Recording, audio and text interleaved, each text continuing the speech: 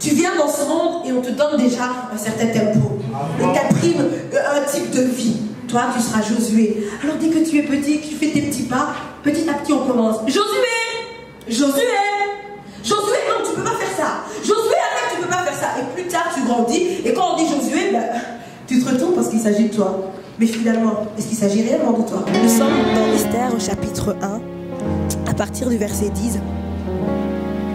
La Bible déclare donc ceci. Le 7e jour, comme le cœur du roi était réjoui par le vin, il ordonna à Méhouman, Bista, Arbona, Bikta, Abakta, Sétar et Carcasse, les 7 eunuques qui servaient devant le roi Assuérus, d'amener en sa présence la reine Vasti, avec la couronne royale pour montrer sa beauté au peuple et aux grands, car elle était belle de figure. Mais la reine Vasti refusa de venir quand elle reçut par les eunuques l'ordre du roi. Et le roi fut très irrité. Il fut enflammé de colère. Vous pouvez vous asseoir dans la présence de Dieu? Oui, tu peux acclamer la parole. Alléluia. Comme la lecture est un peu longue, je vais poursuivre et nous sautons, nous allons au verset 15. C'est le roi qui parle. Dit-il, faut-il appliquer à la reine Vasti pour n'avoir point exécuté ce que le roi Assuérus lui a ordonné par les eunuques?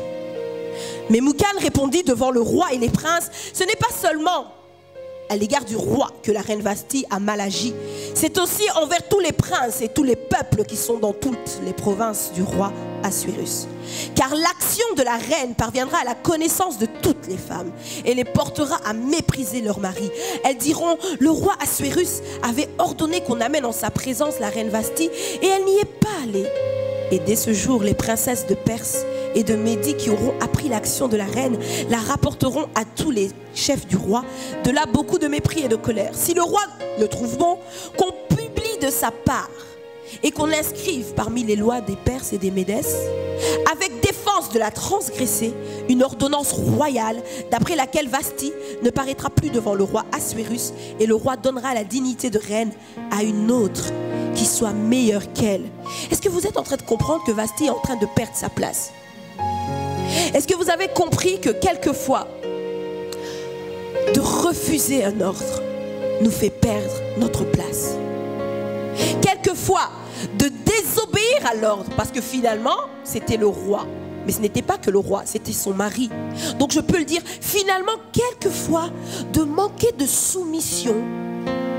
Ah oui, j'en viens, parce que c'est le problème de beaucoup. Quelquefois, de manquer de soumission nous fait perdre la meilleure place que l'on puisse avoir dans notre vie. Ah, moi, je ne sais pas pour vous, mais la place de reine, franchement, c'était une bonne place. Pour moi, c'est une meilleure place. Alors j'ai envie de le dire, waouh! Et le roi donnera la dignité de reine à une autre qui soit meilleure qu'elle. Non seulement elle perd sa couronne, mais elle perd la dignité attachée à la couronne. Quand on est insoumise, quand on est désobéissante en tant que femme, on perd ce qu'on a de plus beau qui est attaché à notre personne. Mais tu es insoumise et désobéissante à qui?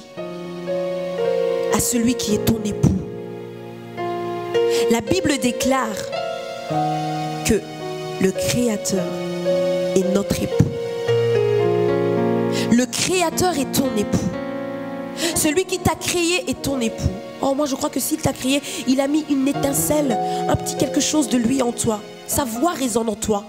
À chaque fois que tu désobéis à la voix de l'Esprit de Dieu, quelque part, tu perds la dignité qui est attachée à Dieu lui-même. Attention. Tu perds la dignité qui est attachée au roi. Car peut-on parler d'un créateur sans dire de lui qu'il est un souverain? Peut-on parler d'un créateur sans dire de lui qu'il est au-dessus de tout? Alors si j'ai un peu de lui en moi, c'est que j'ai de sa dignité en moi. Mais quand je désobéis, je m'écarte, je m'éloigne et je perds ma place dans le royaume. Est-ce que je parle à quelqu'un? Nous allons poursuivre et nous allons dans Esther 2. Ah, on va faire un peu de lecture aujourd'hui, Esther 2, et nous lirons à partir du verset 2. Alors, ceux qui servaient le roi dirent: qu'on cherche pour le roi des jeunes filles vierges et belles de figure. Dis avec moi, des jeunes filles vierges et belles de figure. Comment te considères-tu? Es-tu vierge? Es-tu belle de figure? Qu'est-ce que j'entends par là? Attention, hein? Je commence à imaginer des choses. Hier, nous avons fait un acte prophétique. Alléluia. C'est-à-dire que hier, tu étais une personne et aujourd'hui, tu es une autre personne. Moi, comment je l'exprime? Je dis de toi que tu es une femme réhabilitée. Tu es une femme qui retrouve ses fonctions premières. Tu es une femme qui, à nouveau, peut entendre la voix de son roi, de son créateur.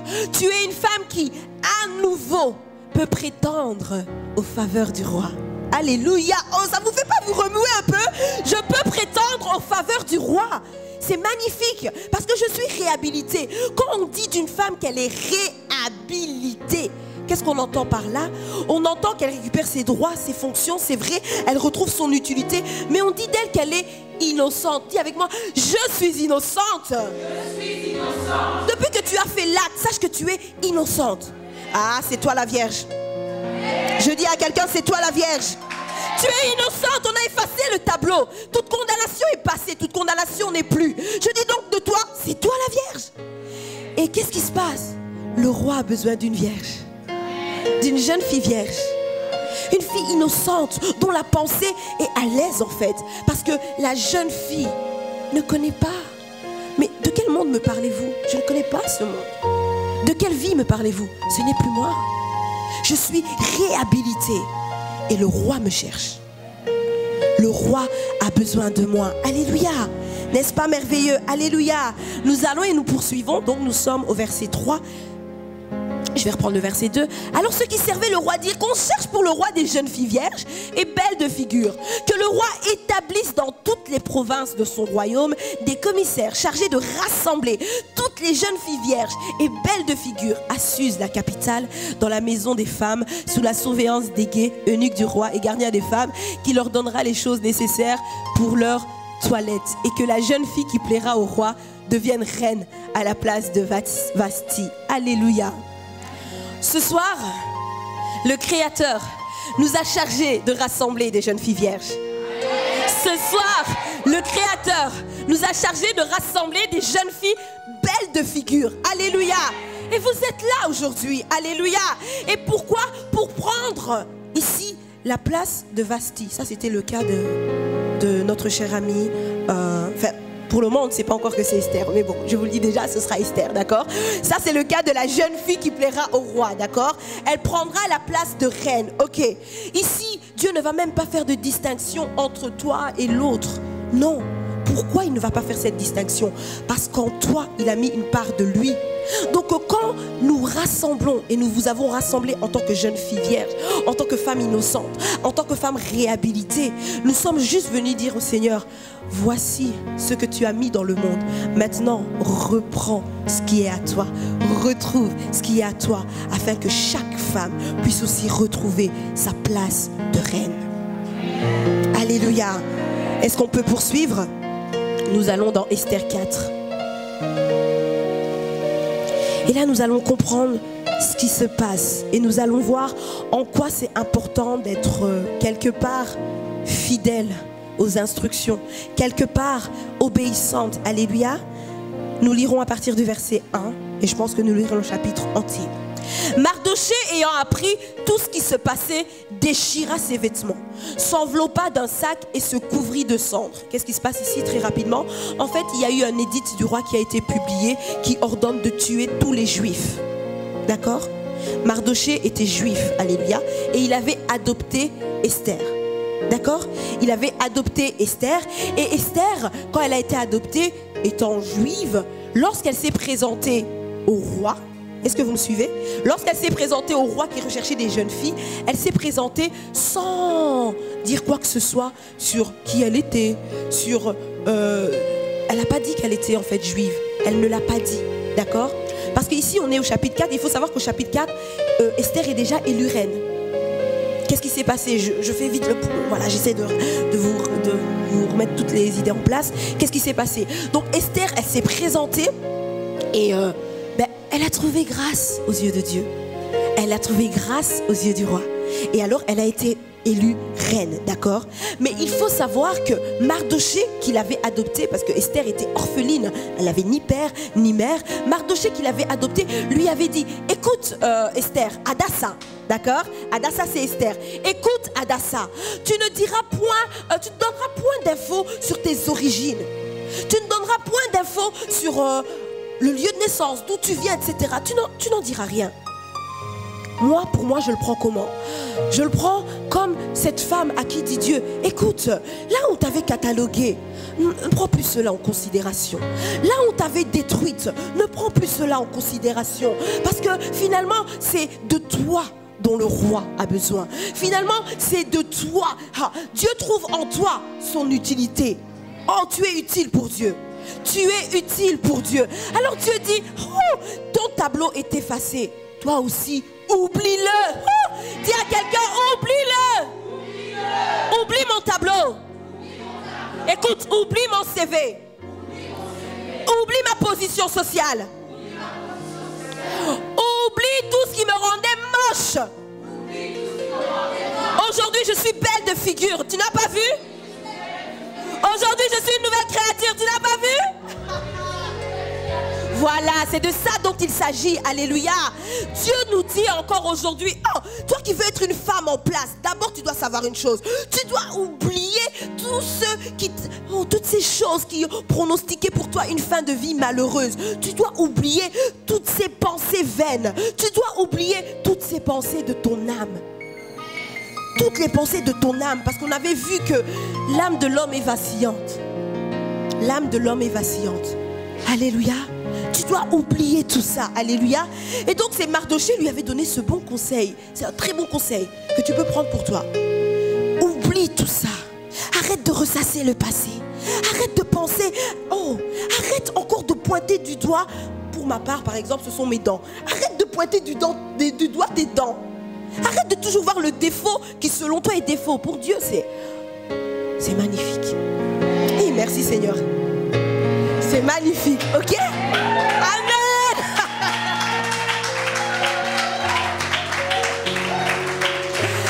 Alléluia. Et du coup, elle avait obéi à cette instruction. Et elle avait obéi, donc quand elle s'est présentée, le roi ne sait pas. Mais le roi, en fait, a épousé une juive. Vous comprenez? Et ici, au chapitre 4, ce que nous sommes en train de lire, et nous poursuivons ensemble, donc, Mardoché ayant appris tout ce qui se passait, donc l'édit du roi qui disait de détruire les Juifs. Détruire les Juifs, pourquoi? Parce qu'il y avait simplement quelques personnes que le roi, enfin quelques autorités que le roi avait placées qui ne supportaient plus la présence des Juifs. Pourquoi? Parce que certains Juifs, dont Mardoché, ne se prosternaient pas devant n'importe qui. Mais ils n'adoraient que le seul vrai Dieu. Alléluia. Alors ces autorités avaient un petit peu essayé, bon ils avaient réussi parce que l'édit du roi a été signé, etc. par le roi, avaient essayé tout simplement de faire en sorte que les Juifs soient tués. Et c'est ce qui arrive maintenant. Mais Mardoché ayant appris tout ce qui se passait, déchira ses vêtements, s'enveloppa d'un sac et se couvrit de sang. Puis il alla au milieu de la ville en poussant avec force des cris amers et se rendit jusqu'à la porte du roi, dont l'entrée était interdite à toute personne revêtue d'un sac. Dans chaque province, partout où arrivait l'ordre du roi et son édit, il y eut une grande désolation parmi les Juifs. Ils jeûnaient, pleuraient et se lamentaient, et beaucoup se couchaient sur le sac de la cendre. Les servantes d'Esther et ses eunuques vinrent lui annoncer cela, et la reine fut très effrayée. Ah oui, elle était juive après tout. Elle envoya des vêtements à Mardoché pour le couvrir et lui faire ôter son sac, mais il ne les accepta pas. Alors Esther appela Attaque, l'un des eunuques que le roi avait placé auprès d'elle, et elle le chargea d'aller demander à Mardoché ce qui s'était passé et pourquoi il agissait ainsi. Attaque se rendit vers Mardoché sur la place de la ville, devant la porte du roi. Et Mardoché lui raconta tout ce qui lui était arrivé et lui indiqua la somme d'argent qu'Aman avait promis de livrer au trésor du roi en retour du massacre des Juifs. Il lui donna aussi une copie de l'édit publié dans Suse en vue de leur destruction, afin qu'il le montre à Esther et lui fasse tout connaître. Et il ordonna qu'Esther se rende chez le roi pour lui demander grâce et l'implorer en faveur de son peuple. Attaque vint rapporter à Esther les paroles de Mardoché. Qu'est-ce qui se passe ici? On comprend une chose importante. Mardochée avait à cœur d'aider le peuple. Dis Amen. Je vous oblige à dire Amen. Mardochée avait à cœur d'aider le peuple. Mais malheureusement, Mardochée n'était pas à la bonne place. Il avait à cœur d'aider le peuple, mais il n'était pas à la bonne place. Quelquefois, tu as à cœur d'entreprendre certaines choses, mais il s'avère que, il semblerait que tu n'es pas à la bonne place. Donc tout ce que tu fais n'a pas d'impact. Tout ce que tu fais, ça passe inaperçu, parce que tu n'es pas à la bonne place. Et alors, qu'est-ce que tu fais? Tu commences à accompagner les autres. Tu commences à accompagner les autres, faute d'être accompagné, faute d'être soutenu, faute d'être aimé. Tu commences à accompagner les autres. Mais une femme en place, ce n'est pas une femme qui accompagne les autres. Une femme en place, c'est une femme qui fait tout pour aider les autres. Tout pour aider les autres. J'ai déjà envie de donner l'issue de Maman Marie et la sœur Ornella, mais je vais encore attendre. C'est une femme qui fait tout pour aider les autres. Alléluia. Écoutez, Mardochée donc fait transmettre l'information à Esther. Esther, n'es-tu pas au courant? Regarde ce qui arrive. Elle eut peur. On a bien lu qu'elle fut effrayée. Et pourtant, elle, selon Mardochée, était à la bonne place. Elle était à la bonne place. Elle était apte à aider le peuple. Esther, pourquoi as-tu peur? Tu es juive, mais tu es à la bonne place. Tu es à la bonne place. Mais elle avait peur, pourquoi? On va lire la suite. Esther chargea Hatach d'aller dire à Mardochée: tous les serviteurs du roi et le peuple des provinces du roi savent qu'il existe une loi prescrivant la peine de mort contre quiconque, homme ou femme, entre chez le roi dans la cour intérieure sans avoir été appelé. Celui-là seul a la vie sauve, à qui le roi tend le sceptre d'or. Et moi, je n'ai point été appelé auprès du roi depuis 30 jours. Vous comprenez la peur d'Esther? Vous comprenez la souffrance d'Esther? Esther n'a pas peur parce qu'elle est juive. Ok, elle a été effrayée parce qu'elle était juive. Mais elle a surtout eu peur parce qu'il y a une loi qui dit que personne ne peut aller devant le roi si le roi ne l'a pas appelé. Quiconque. Donc elle aussi y compris. Et puis elle dit que ça faisait 30 jours que le roi ne l'avait pas appelé. Ah, tu me diras, ou si nous étions là un peu comme la reine Vasti, quand le roi nous dit de venir, on ne va pas y aller, et quand il nous dit de ne pas venir, on irait. Ça, ce serait Vasti, d'accord? Mais nous sommes des Esther, s'il vous plaît. Alors, on est quand même un peu sceptique. Mardochée, je t'ai obéi la première fois, c'est vrai, je suis devenue reine. Mais là, tu es en train de me dire d'aller contre une loi qu'a posée mon roi. Mais Mardochée, lui, le désir de son cœur, c'était quoi? C'était aider le peuple juif. Et tu fais partie de ce peuple, Esther. J'aimerais dire à une femme, quand tu aides les autres, finalement, tu t'aides toi-même. Plus tu aides les autres, finalement, tu t'aides toi-même. Parce que si le peuple juif est épargné et sauvé, Esther, tu auras encore la vie, d'accord? Mais je suis d'accord avec toi, Esther. Tu es une femme soumise. Tu es une femme qui a bon cœur. Je suis d'accord avec toi. Quand tu dis et que tu fais remarquer à Mardochée, Mardochée, ne sais-tu pas qu'il y a une loi qui m'interdit, homme ou femme, quiconque, d'entrer dans la cour intérieure sans avoir été appelé par le roi. Seul celui qui reçoit le sceptre d'or peut entrer là-bas. Qui suis-je, moi? Je suis reine, oui, mais finalement, je suis aussi juive. Non seulement je suis juive, mais tu me demandes d'aller épargner un peuple dont je fais partie, alors que le roi ne m'a pas appelé. Alors que le roi, bien que je sois sa femme, bien que je sois son choix, ne m'a pas appelé. Pourquoi, femme en place, pourquoi te lèves-tu quand Dieu ne t'a pas appelé? Comment ça se fait que tu n'as pas peur de te lever quand Dieu ne t'a pas appelé? D'où te vient cette audace? D'où te vient cette audace? D'où te viennent tes entreprises? Dieu ne t'a pas appelé. Il ne t'a rien dit. Mais toi, tu es tout le contraire d'Esther. Au lieu d'avoir un peu peur, au lieu de te demander est-ce que c'est bien si je le fais, au lieu même de chercher la volonté du Seigneur, tu as déjà commencé à travailler sans la volonté du Seigneur. Donc tu ne sais même pas s'il est d'accord. Tu ne sais même pas si tu es en accord avec lui. Mais te voilà dans tes entreprises, te voilà je parle d'entreprise, je peux parler aussi de ministère. Dieu t'a-t-il appelé? Et as-tu conscience que finalement, si le roi ne m'a pas appelé, je risque ma vie? Et c'est le roi lui-même, parce que c'est une loi qui vient de lui. Est-ce que je parle à quelqu'un? Une femme en place, c'est pas une femme qui se lève comme ça quand ça lui chante, quand elle en a envie. Une femme en place, c'est une femme qui sait ce qu'elle peut faire et qui sait aussi ce qu'elle ne peut pas faire. C'est une femme qui respecte le droit des autres. C'est une femme qui respecte la liberté d'action des autres. Tout le monde n'est pas obligé d'être d'accord avec toi.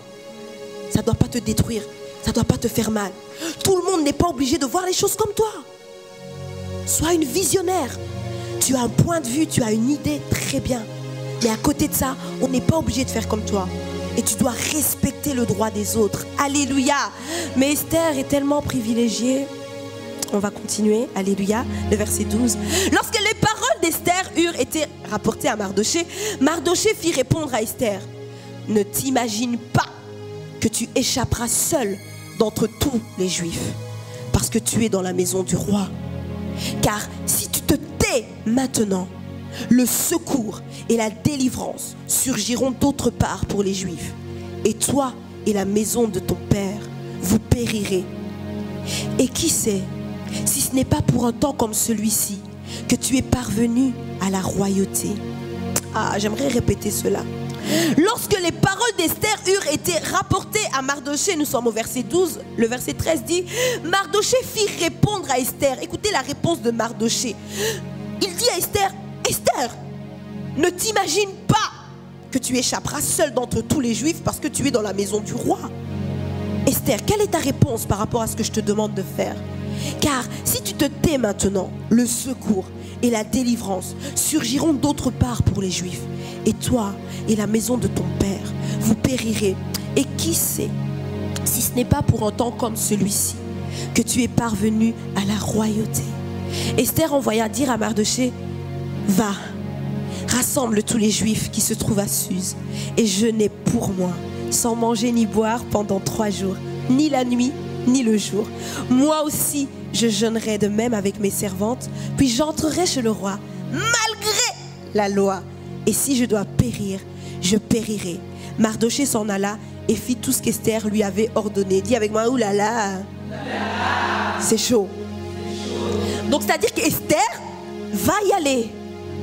Esther va y aller, et comme dit la Bible, malgré la loi. Mais elle va aller à cause de quoi? À cause d'une parole qui l'a réveillée. Dis avec moi: seule une parole peut me réveiller. Seule une parole peut me réveiller. Amen. J'aimerais dire à quelqu'un: oui, il y a une parole qui peut te réveiller. Il y a une parole de Dieu qui peut te révéler au monde.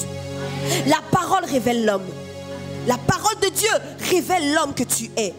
Écoutez, Mardoché vient et fait remarquer à Esther: mais attends, ne crois pas que tu vas échapper à cette peine parce que tu penses que tu es maintenant arrivé à la place.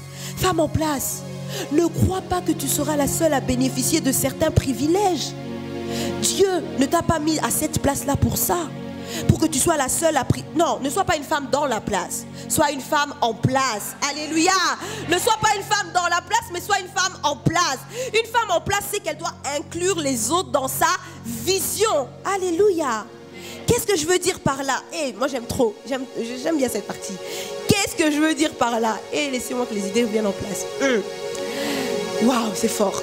Une parole te révèle, et la parole qui a réveillé, révolté, révolutionné Esther, c'est qu'elle s'est dit que, non, c'est celle de Mardoché qui lui dit: mais et si c'était pour un temps comme celui-ci que Dieu t'avait placé à la royauté? Et si c'était pour ce genre d'événement que Dieu t'a appelé? Et si c'était pour ce genre de situation que Dieu t'a mis à une certaine place? Non, tu comprends pas. Et si c'était pour une raison précise que tu es à Verviers? Non, est-ce que je parle à quelqu'un? Et si c'était pour une raison précise que tu es né dans cette famille-là? Pourquoi cette famille et pas une autre, Seigneur? Non. Et si c'était pour une raison précise? Est-ce que tu as pensé à ça? J'aimerais dire à quelqu'un: regarde les choses sous l'angle de Dieu. Regarde les choses avec la vision de Dieu. Tu as une vision. Oh, j'aimerais dire à quelqu'un: chère femme, alléluia, chère femme, il y a un objectif lequel tu es là. Il y a un objectif. Et l'objectif de Dieu dans ta vie, c'est une vision. C'est une vision à laquelle tu dois t'accrocher, quoi qu'il se passe, même si apparemment tu risques de périr quelque part. Tu dois t'accrocher à cette vision. Parce qu'elle est en toi, elle est pour toi. Et finalement, on le verra, elle te sauvera aussi. Cette vision te sauvera aussi. Et la vision, je l'ai déjà dit, inclut les autres. Le progrès inclut les autres. Attends Esther, tu croyais vraiment que tu vas être seule? Vraiment Esther? Tu veux être la seule à bénéficier de... Non, calme-toi. Dis à ton voisin, calme-toi. J'aime trop dire ça. Calme-toi. Calme-toi. Dieu veut de toi que tu puisses inclure d'autres. Dieu veut ta progression, mais avec les autres. Dieu veut ton salut. Oui, il veut que tu sois sauvé, mais avec les autres. Écoutez, tout à l'heure j'ai dit quoi? Toute relation, finalement, une relation qui se rompt, c'est un nouveau départ. Alléluia. Pour avoir une amitié solide, il faut être constante aussi dans la relation que tu as avec les autres. Mais j'aimerais dire aussi que toute relation saine commence par un salut. Non, je m'explique. Toute relation saine commence par un bonjour quand même. Dites-moi bonjour quoi. Toute relation saine commence par le fait, soyons polis, toute relation saine, tu ne peux pas rentrer dans un endroit, tu as dit bonjour à personne, on ne te connaît pas, tu sors de nulle part, mais parce que selon toi tu es quelqu'un, donc tu salues personne. Mais t'es qui toi? Toute relation saine commence par le salut, le bonjour, alléluia, dans la vie chrétienne. Toute vie spirituelle, si tu veux être en bonne santé spirituelle, ça commence aussi par le salut. Ça commence dans le salut.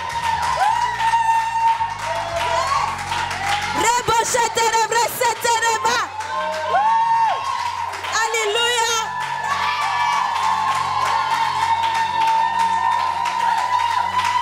Amen, amen. Non, il faut comprendre les choses. Ça commence par le salut. Donc tu es sauvé, mais ce salut, ce n'est pas que pour toi. C'est aussi pour aller sauver les autres. Inclus les autres dans la vision. Inclus les autres dans la vision. Le salut, c'est pas ça, ça s'arrête pas à toi. Le salut, ça va au-delà. C'est pour les autres. Il y a une multitude que tu peux sauver. Il y a une multitude qui peut être sauvée. Alors que tu es en place, mets les autres aussi dans la place avec toi. Amène-les à cette place-là. Alléluia. Waouh, le salut, c'est pas que pour les autres. Et j'aimerais dire à quelqu'un que lorsque tu comprends que l'objectif de Dieu, c'est une vision pour toi et que tu t'accroches à elle, tu vas aussi comprendre que ta vie, en fait, va dépendre de la vision que finalement tu as prise pour toi. Si cette vision est petite, c'est là que tu vas remarquer pourquoi ma vie est petite comme ça. C'est pas que ta vie est petite, c'est que ta vision est petite. Or, Dieu voit toujours grand. Dieu voit toujours grand. C'est pour ça qu'il ne te laisse même pas seul. Il veut que tu puisses inclure les autres. Parce que lui, il est là pour une multitude. N'est-ce pas le Dieu qui multiplie les choses? Lui, ça ne lui suffit pas de voir que toi. Il veut voir d'autres personnes avec toi, mais pour lui. Tu vois? Parce que le problème dans la société actuelle, c'est qu'on veut les personnes avec nous, mais pour nous. Vous voyez ce que je veux dire? Quand je disais que j'étais possessive là. Donc moi, je veux que tu restes avec moi tout le temps, tu vois? Je veux pas que tu es Dieu pour les autres. Non, calme-toi. Avec les autres, mais non, avec les autres, inclus les autres dans ta vision, mais pour lui, pour Dieu, pas pour toi et pas pour qu'on ait le regard juste fixé sur toi, d'accord? C'est très important. Et regardez ce qui est exceptionnel, c'est que lorsqu'on a une vision, les gens, ils vont adhérer. Pourquoi? Les gens vont adhérer à ta vision parce qu'ils vont remarquer que tu es engagé, tu es investi. Donc finalement, tu deviens une personne fiable. On peut compter sur toi en fait. On voit déjà ta façon de marcher. On avait dit quoi hier? La démarche. La démarche, c'est super important. Hein? Vous croyez quoi? Je ne sais pas si vous avez déjà remarqué. On a dit tout à l'heure qu'il cherchait quoi? Enfin, on a remarqué tout à l'heure que Esther, c'était une personne qui était belle de figure et belle de taille. Et comment on va remarquer que tu es belle de taille? C'est ta démarche. C'est ta démarche? Non, non, entre nous. Je ne suis pas un homme, je ne pense pas comme un homme ou une autre femme, mais comment va-t-on remarquer? Ah, elle a une belle taille. Tu vas commencer par ta démarche. Comment tu marches? Comment tu marches? Quand je dis marche, là, je ne veux pas vraiment de vous déplacer. Hein. Là, je suis terre à terre. Je parle vraiment de se déplacer. Comment tu marches? Tu crois que si tu marches comme ça va plaire à quelqu'un? Tu vois que ça va attirer quelqu'un? On va te dire, mais elle sort d'où cette personne? Mais moi je veux dire, même une fille va dire, pardon. Tu vois ce que je veux dire? Non, il faut avoir une belle démarche. C'est là qu'on va, on va te remarquer. Alléluia. Ça c'était la démarche terre à terre. Maintenant la démarche dans le raisonnement, la démarche dans les affaires. Il faut aussi avoir une belle démarche. Quand tu as un projet, que tu entreprends quelque chose, si tu veux que d'autres puissent adhérer avec toi, parce que ici vous comprenez bien ce qui se passe. Esther, elle dit à Mardoché, écoute, je vais aller contre la loi, mais s'il te plaît, jeûnez avec moi, quoi. Donc elle est en train d'intégrer les autres dans sa vision. Parce que sa vision a été éclairée à cause de la parole de Mardoché. Quand Mardoché lui a dit, mais attends, tu crois que c'est pas pour un temps comme celui-ci que Dieu t'a placé à la royauté? Vraiment, Esther, ça l'a réveillée, ça l'a révoltée. Alors elle a dit, ok, j'irai contre cette loi pour la gloire de Dieu, mais je suis en train de vous inclure avec moi, ok? Elle a compris que la vision qui était dans son cœur, c'était de Dieu en fait. Elle a compris que cette démarche, c'était pas la démarche de Mardoché seulement. C'était aussi la démarche de Dieu pour sauver le peuple juif. Parce que c'était un peuple que Dieu chérissait et portait à cœur. Vous voyez ce que je veux dire? Donc quand elle a pris cette vision et qu'elle a inclus les autres, on voit au verset 17 que Mardoché s'en alla et fit tout ce qu'Esther lui avait ordonné. Donc Mardoché, il a fait exactement ce qu'Esther avait ordonné. Ça veut dire qu'il allait dire aux autres, écoutez, jeûnez avec Esther. Elle aussi, elle va jeûner. Mais les autres, ça se met, ils n'ont pas envie de jeûner. Mais parce qu'ils ont compris que, cette fille-là, Esther, elle est à la bonne place. Ça peut nous sauver. Ça va la sauver, oui, mais elle fait ça pour nous. Vous voyez? C'est vrai qu'Esther a son intérêt, mais Esther fait ça pour nous. Alors pourquoi pas nous aussi jeûner? Pourquoi pas nous aussi intégrer sa vision? Tu veux, femme en place, que des hommes et des femmes intègrent ta vision, aiment ta vision, sois engagée, sois une femme fiable, sur qui on peut compter, sois une femme qui a une vision. Parce que c'est ça aussi le problème. Tu n'as pas de vision, donc ta démarche est bizarre. Tu marches bizarrement. On ne sait pas. Tantôt tu es de ce côté, tantôt tu es de l'autre côté. Non, on doit pouvoir te trouver à un endroit. On doit pouvoir te trouver positionné. Et c'est ça le secret. Esther est positionnée. Et tout le monde voit sa position. Et tout le monde regarde à ça. Écoutez, femme en place, n'attendez pas que vous ayez des défis pour innover dans vos idées. Je ne sais pas, je vois des personnes, elles ont des idées, c'est très bien, mais elles attendent qu'il y ait malheur pour éventuellement améliorer leurs idées. N'attends pas qu'il y ait malheur, n'attends pas que les gens t'abandonnent pour améliorer tes concepts. Dès maintenant, alors que tu as un projet, alors que tu as une vision à cœur, tu veux suivre cette marche, c'est là, dès maintenant, que tu dois commencer à innover, à changer les choses. Tu restes dans ta vision, mais tu apportes des améliorations. Et les autres, plus ils vont voir ces améliorations, plus ils vont comprendre, oh, et elle est en place, elle.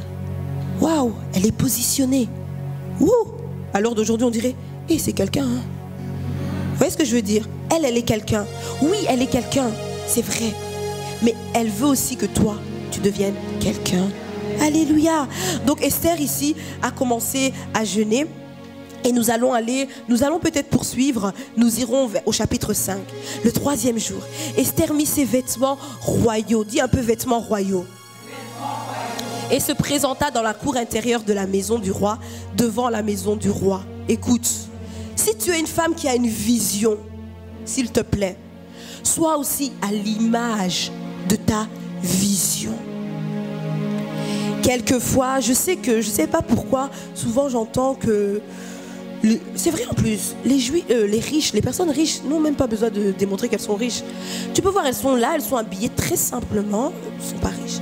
Les personnes très, comment dirais-je, je vais dire pauvres, dans le sens pas riches du tout, mais également pauvres d'esprit, ils veulent à tout prix prouver les choses.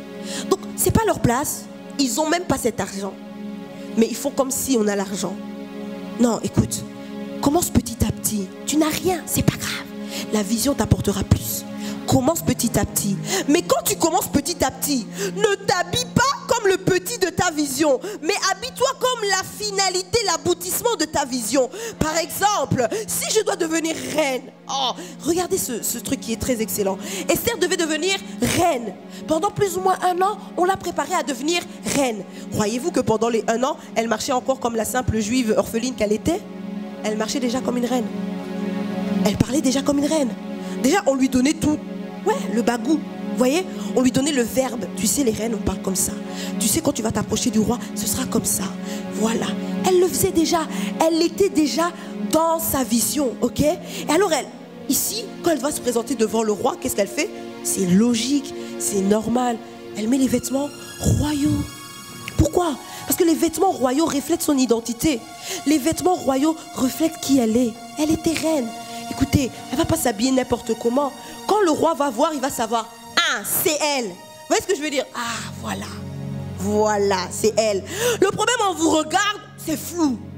On ne sait pas c'est qui. Donc, bizarrement, tu nous montres une image et une vision. Mais quand on te regarde, et quand je parle d'image et de vision, quand on te regarde, je ne parle même pas simplement de ton apparence. Quand on regarde comment tu parles, quand on regarde comment tu t'exprimes, quand on regarde un peu, tantôt tu fais bien les choses, tantôt tu fais mal les choses. Donc, tu as une vision, après on dirait que tu contredis ta vision. On ne comprend pas. Tu veux aller où? Tu n'es pas fiable et tu ne reflètes pas ce que tu vois là-dedans. Ah, et ça, c'est un danger. Parce que au-dedans de toi, il y a une vie que tu veux. Mais en dehors de toi, tu n'exprimes pas cette vie. En dehors de toi, tu montres une image contraire. Mais comment les gens vont être attirés? Comment le roi, comment tu vas trouver grâce aux yeux du roi? Mets tes vêtements royaux. Dis à ta voisine, mets tes vêtements royaux. Sois à l'image de Dieu. Sois à l'image de la vision que tu as dans ton cœur. Est-ce que tu peux le dire avec plus de foi? Sois à l'image de la vision que tu as dans ton cœur. Amen. Le verset 2 du chapitre 5 nous dit: lorsque le roi vit la reine Esther debout dans la cour, elle trouva grâce à ses yeux. Et le roi tendit à Esther le sceptre. Oh, ce qu'il te faut, c'est le sceptre d'or. C'est ça qu'il te faut. Mais pour l'avoir, il faut que tu trouves grâce aux yeux du roi. Mais écoutez, le secret, ce n'est pas que de trouver grâce aux yeux du roi. Finalement, le secret, c'est de trouver grâce aux yeux de tous. De tous les hommes et aux yeux de Dieu. C'est ça qui est important.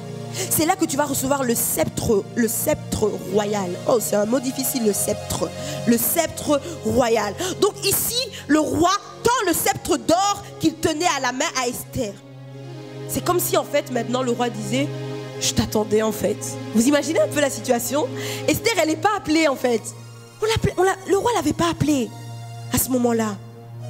Mais une parole l'a réveillée. Et quand elle est allée, le roi, il lui tend le sceptre. Qu'est-ce que je veux dire par là? Tu t'étais peut-être levée toute seule. On ne t'avait pas appelée. Tu n'avais pas compris. Tu étais dans une démarche chaotique. Tu viens à l'église. Tu reçois une parole. Cette parole te réveille et te révèle. Et puis tu viens maintenant, malgré la loi, tu viens auprès du roi. Et qu'est-ce qu'il fait? Il est là, il t'attend, il te tend le sceptre. Hé, Dieu t'a toujours attendu. Ton Créateur t'a toujours attendu. Il ne voulait juste pas que tu puisses te lever sans son appel. Il voulait que tu te lèves avec son appel. Et pour que tu puisses commencer toute chose, il avait besoin que tu reçoives d'abord la parole. N'est-ce pas qu'au commencement de toute chose, c'est la parole? Au commencement était la parole. Alléluia. Bien aimé, est-ce qu'on comprend un petit peu le récit d'Esther? Est-ce qu'on comprend un petit peu? Est-ce que maman Marie et Ornella commencent à comprendre un petit peu? Alléluia.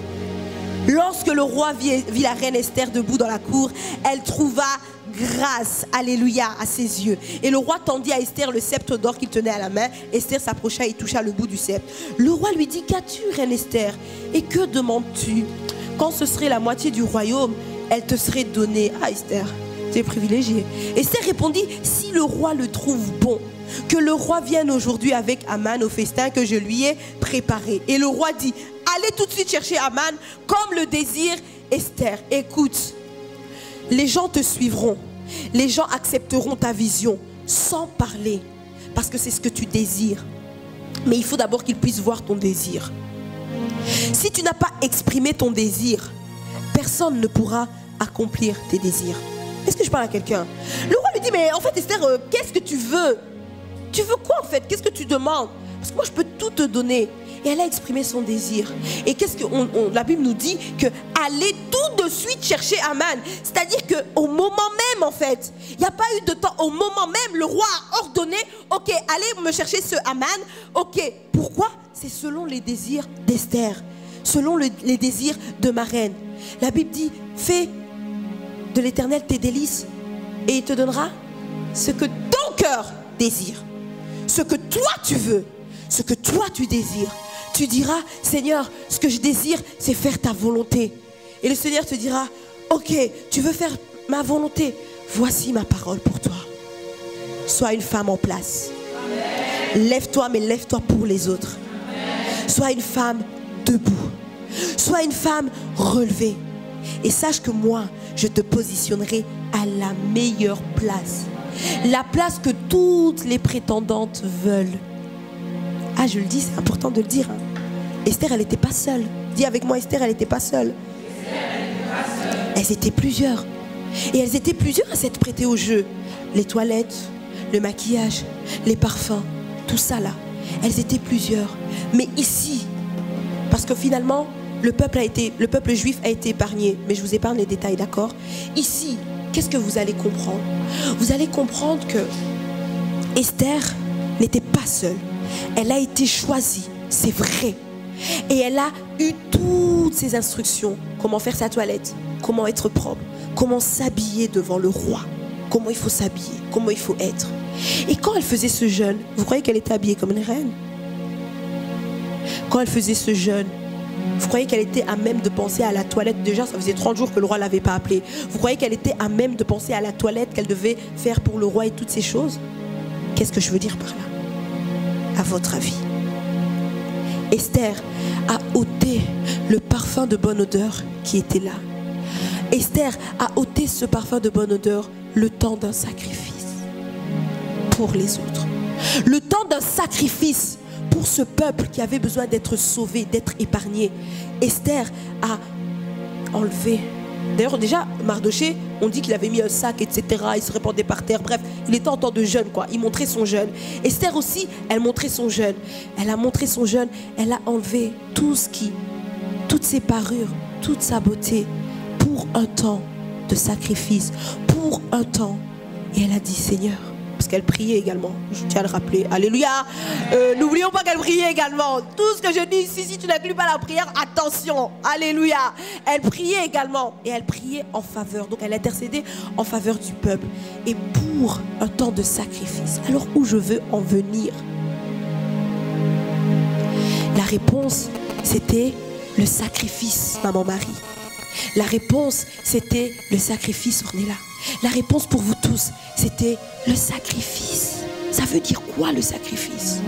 Le sacrifice, ça veut dire que l'assiette, bon elle est plus là, mais l'assiette de pommes là, vous voyez l'assiette de pommes? Moi je suis maman Marie. L'assiette de pommes, je prends cette assiette et je donne cette assiette à Ornella. Et Ornella, elle a sa part et elle a aussi la part du gâteau aux pommes. D'accord? Ornella, elle a les deux. Et moi, j'en suis privée. C'est vrai. Mais pour le bonheur de l'autre. Pour la joie de l'autre. Un temps de sacrifice. Une femme en place, c'est une femme qui accorde des temps de sacrifice. Elle n'a pas peur. Elle n'a pas peur de faire ses sacrifices. Elle sait que tôt ou tard, ça lui reviendra. Tôt ou tard, un jour c'est un grand gâteau aux pommes que Ornella va ramener à maman Marie. Vraiment c'est ça, c'est le temps du sacrifice. Et je sais que c'est difficile, c'est ce qui nous fait défaut. Voilà pourquoi ça ne vient pas directement à notre esprit. Pourtant nous sommes dans la maison du Seigneur. Mais gloire soit rendue à Dieu, nous recevons la pensée du Seigneur. Et la pensée du Seigneur, c'est que femme en place, un temps de sacrifice. Mais pour arriver à ce temps de sacrifice, vous voyez toutes les étapes d'Esther. Vous voyez que finalement, dès le départ, elle a été obéissante à Mardoché. Dès le départ, elle a oublié d'où elle venait, ses origines, etc. Dès le départ, elle a aussi été intime avec Dieu. Dans votre démarche de choix, pour en revenir dans la thématique, dis avec moi, ma démarche de choix. Ma démarche de choix. Amen, elle ne dépend que de toi, d'accord? Pour ta démarche de choix, il faut savoir que la constance ne suffit pas. C'est bien, mais ça ne suffit pas. L'humilité, c'est bien, mais ça ne suffit pas. Si tu n'es pas obéissante aux instructions, si tu n'es pas obéissante et fidèle à ce qu'on te dit, ça n'ira pas. À un moment, tu vas vaciller en fait. Vous voyez que tout à l'heure, je vous ai présenté le mot là. Ça a formé choix en fait finalement. Ça a formé choix. Mais c'était tellement bizarre qu'il n'y ait pas le X. C'était tellement bizarre. Vous voyez ce que je veux dire? Quand ta démarche de choix n'est pas une démarche de qualité, donc c'est bizarre quoi. On sent qu'il manque quelque chose, tu vois. On sent que ça vacille. Et pour ta démarche de choix, il faut inclure l'intimité. Et l'intimité d'Esther s'est révélée dans ce temps de jeûne, dans ces temps de prière. Et c'était aussi des temps de sacrifice. Femme en place, je ne suis pas contre ton succès. Moi je dis amen. Mais je te dis seulement, accepte aussi les temps de sacrifice. J'ai eu chaud quand maman Marie a dit non, je ne veux pas passer directement. J'ai pas envie de lui donner ma part. Je me disais, c'était pas prévu ça dans mon plan. Je me suis dit, c'est chaud, ici je vais répondre quoi, je vais dire quoi, etc. Puis je me suis dit, mais non, c'est une bonne chose. Parce que nous sommes là et nous voyons que la pensée de notre âme n'est pas la pensée du Seigneur. Alléluia. Et la pensée du Seigneur, c'est ça qui compte. C'est ça qui prime. Parce qu'elle nous rend meilleurs. Elle nous donne une place. Elle nous positionne aux yeux de tous. Alléluia. Donc la pensée du Seigneur, c'est que Esther, femme en place, tu es parvenue à la royauté, c'est vrai. Quand je dis à la royauté, je veux dire que tu occupes une place maintenant. En fait, il faut savoir que vous occuperez une place quand vous aurez trouvé la vision. Mais la vision ne vient que de l'objectif de Dieu. Donc vous avez besoin de Dieu en fait. Est-ce que je parle à quelqu'un? Vous occuperez une place quand vous aurez une vision. Parce que ta vision, c'est comme ta démarche de choix. Elle ne dépend que de toi. Elle est propre à toi. Elle est particulière. Micheline ne peut pas accomplir ce que Vévette doit accomplir. Vous voyez ce que je veux dire? Parce que Micheline n'est pas Vévette. Micheline, elle est unique en son genre. Moi, je suis aussi une autre personne. Si je veux faire comme Micheline, je commence à prendre la place de Micheline. C'est pas ça que Dieu veut. Dieu veut que tu sois à la royauté. Être à la royauté, ça veut dire que c'est être dans l'espace qui m'est donné grâce à ma vision. Je suis dans l'espace qui m'est donné. Je suis parvenue à la royauté. Et c'est bien. Dieu veut cela, que tu te mettes en place pour réaliser tes rêves, pour réaliser ce que tu veux. Alléluia. Mais il te demande, quelle est ta démarche? Écoute, es-tu une bonne maman dans ta famille? Tout simplement. Je bénis Dieu parce que j'ai ma maman qui est dans la maison. Amen. Est-ce qu'on peut honorer Dieu pour ma maman?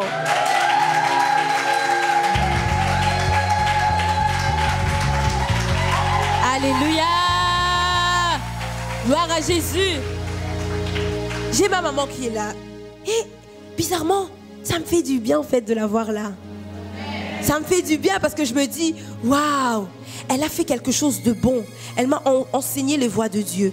Et jusqu'aujourd'hui, je suis là. Et aujourd'hui, elle est assise, elle m'écoute. Vous voyez ce que je veux dire? Ça fait un fait de bien. Vous voyez ce que je veux dire?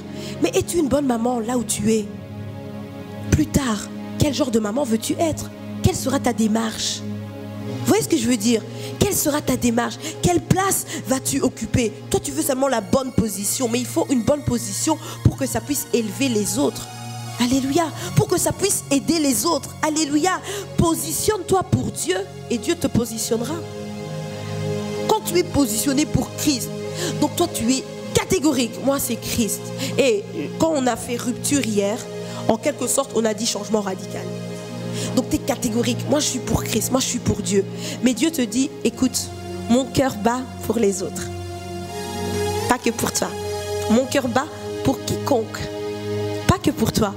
À ce moment-là, tu dis, ok Seigneur, vu que tu n'es pas possessif comme je le suis, vu que tu es jaloux, mais pas que pour moi et envers moi, mais pour tout le monde, écoute, je vais accomplir les desseins, les désirs de ton cœur, Seigneur. Et maintenant, je veux aussi aller trouver d'autres personnes qui vont à leur tour trouver leur place. On a à cœur, en fait, que chacun d'entre vous, vous puissiez trouver votre place. Cette parole, c'était la pensée du Seigneur pour vous compléter. Maintenant, toi, tu sais finalement la part que Dieu a mis en toi. Qu'est-ce qui résonne au fond de toi? C'est quoi que tu as envie de faire? Et si tu ne sais pas cette chose et que tu ne connais pas cette chose, mais tu es là, tu cries à Dieu. Sache et n'oublie pas juste ce que je vais te dire. Depuis le départ, désolé pour toi, mais avant même de recevoir cette parole, tu as dit oui, Seigneur, Tu as dit oui.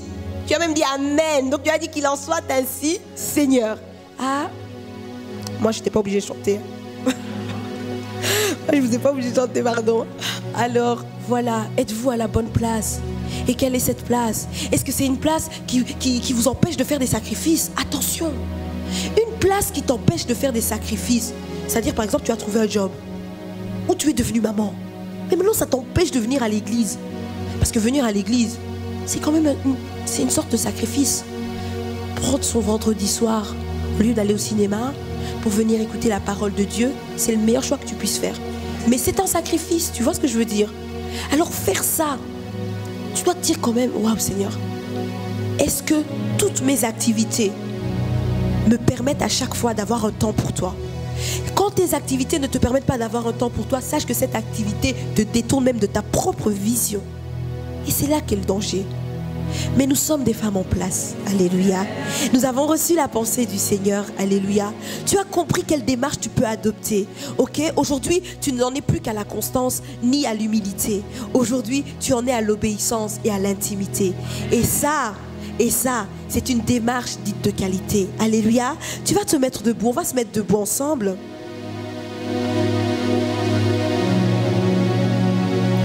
Et tu vas juste dire, Seigneur, alors que tu as conquis mon cœur, positionne-moi davantage.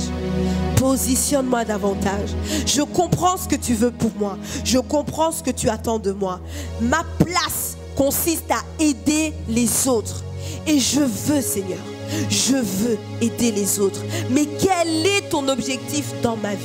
Quel est l'intérêt de Dieu dans ta vie, bien-aimée? Quand Dieu te regarde, qu'est-ce qu'il peut se dire? Oh, elle ne m'a pas encore donné cela. J'ai besoin de ça. J'attends qu'elle le donne. J'attends juste de lui tendre le sceptre d'or. Mais elle n'est pas encore venue jusqu'à moi. Elle n'est pas encore arrivée au point où je l'attends. Pourtant, c'est une position de royauté. C'est une position de royauté. C'est une position qui, aux yeux de tous, est la meilleure position. Que veux-tu dire à Dieu après ces paroles? Non, ne sois pas dans une sorte de tristesse, c'est une joie pour toi. Alléluia. C'est une joie pour toi. Tu es en train de trouver ta place. Tu es en train de trouver qui tu es. Est-ce que tu peux élever la voix et prier au nom de Jésus? Prie au nom de Jésus.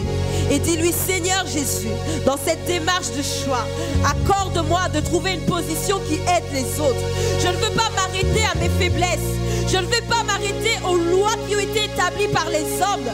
Mais je veux faire et accomplir ta volonté.